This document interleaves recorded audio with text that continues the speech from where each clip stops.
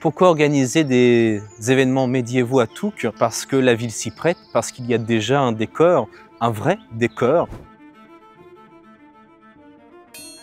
En quoi Touques est médiéval? Peut-être déjà par cette rue principale. Il faut voir que tout le village s'articule autour de la rue. Ce n'est pas comme une ville comme Deauville qui a été fondée en 1860 où on construit un plan de ville avec des rues larges, avec un plan en étoile où à partir du bourg, on est à 2 pas en 5 minutes à pied du centre-ville, de la plage, de la gare, de l'hippodrome, du casino. Ici, ce sont des maisons qui vont se construire au fur et à mesure et qui vont dessiner une rue. Des maisons avec l'architecture médiévale, celle pan de bois, puisqu'on fait ce qu'on peut avec ce qu'on a. Et on a beaucoup de bois à la ville de Touques, puisque cette ville, avant tout, était une réserve de bois et c'était une de ses sources économiques importantes. Ainsi, donc, on a juste à se promener dans cette rue principale pour déjà avoir une architecture médiévale moyenâgeuse.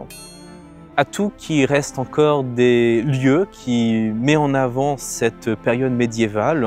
On parlait des sources économiques. Le grenier, le manoir à sel, qui date du XVIIe siècle, qui d'ailleurs est l'archétype de ce qu'on aimait construire à cette époque. Ces façades qui sont rythmées de silex noir, de pierres calcaires type pierre de Caen, de silex blanc, de ces toitures très pentues. Je pense à des églises. L'église Saint-Pierre, par exemple, est une église exceptionnelle puisqu'elle date a priori de 1070-1080.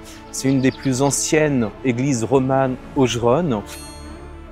Pourquoi organiser des événements médiévaux à Touques? Parce que la ville s'y prête, parce qu'il y a déjà un décor, un vrai décor, et peut-être aussi parce que la ville le fait depuis plus d'une dizaine d'années.